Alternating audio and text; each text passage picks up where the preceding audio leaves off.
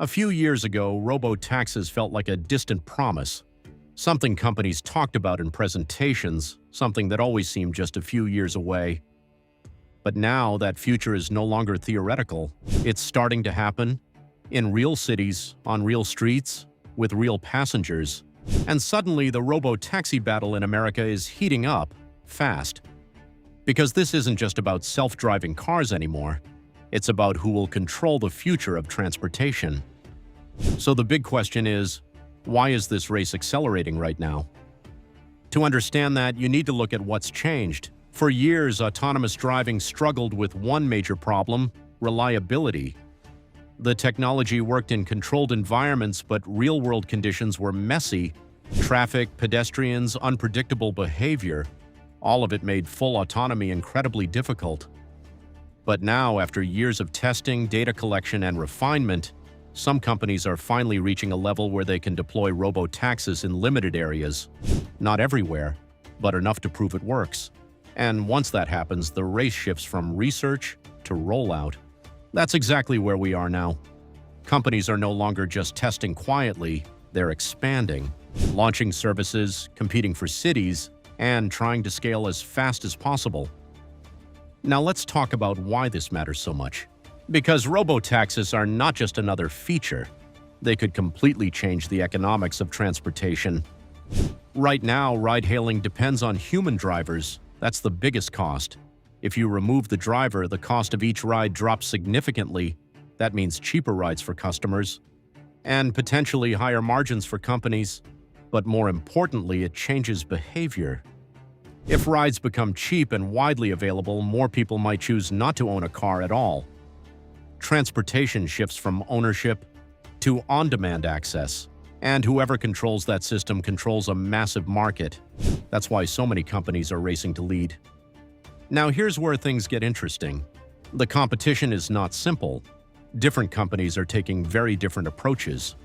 Some are going all in on full autonomy with no driver at all. Others are taking a more cautious path, keeping safety drivers in place while gradually improving the technology. Some are focusing on specific cities with favorable conditions. Others are trying to build systems that can eventually scale nationwide, and each approach has trade-offs. Going fully autonomous early gives you a head start, but it also comes with higher risk. A single high-profile failure can slow adoption and attract regulatory pressure. Taking a slower approach reduces risk, but it also gives competitors time to move ahead. So companies are constantly balancing speed and safety. Now let's talk about one of the biggest factors in this race: data. Autonomous driving systems improve through experience. The more miles they drive, the more scenarios they encounter, the better they become. That creates a powerful advantage for companies that deploy early, because every ride generates data, and that data feeds back into the system, making it smarter, more reliable, and more capable. So the sooner you launch, the faster you improve. And the faster you improve, the harder it becomes for others to catch up. That's why deployment matters so much.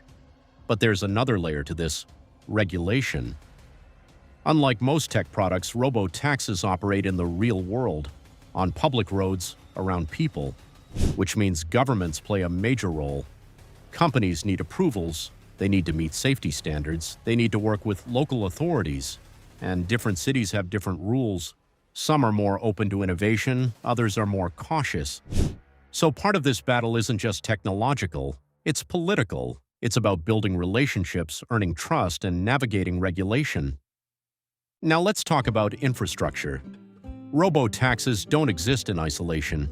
They rely on maps, sensors, connectivity, and support systems. Some companies use highly detailed maps to navigate. Others rely more on real-time AI perception. Some invest heavily in LiDAR and sensors. Others try to reduce hardware complexity. Again, different strategies, different bets on what will scale best. And right now, no one knows for sure which approach will win. But here's what we do know: the pace is accelerating. Because the potential reward is enormous. We're talking about a market that could be worth hundreds of billions of dollars. Urban mobility, logistics, delivery, even public transportation. All of it could be reshaped by autonomous systems. and the companies that establish themselves early could dominate for years. Now here's the key shift happening right now. For a long time, the question was, can robotaxis work? Now the question is, who can scale them first? That's a completely different challenge. It's no longer just about technology, it's about operations, fleet management, maintenance, customer experience, pricing, coverage.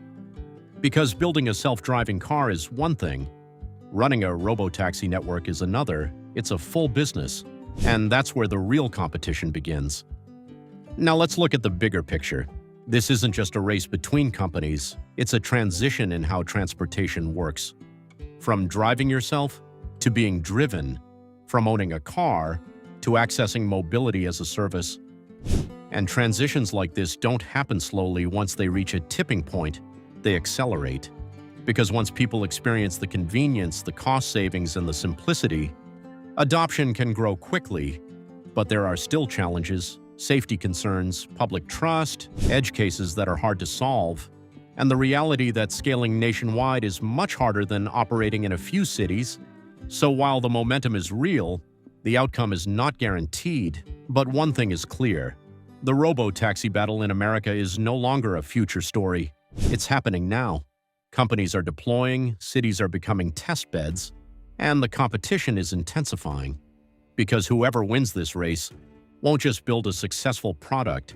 They'll redefine how millions of people move every day. And that's why the stakes are so high. The technology is finally ready, the market is massive, and the race has officially begun.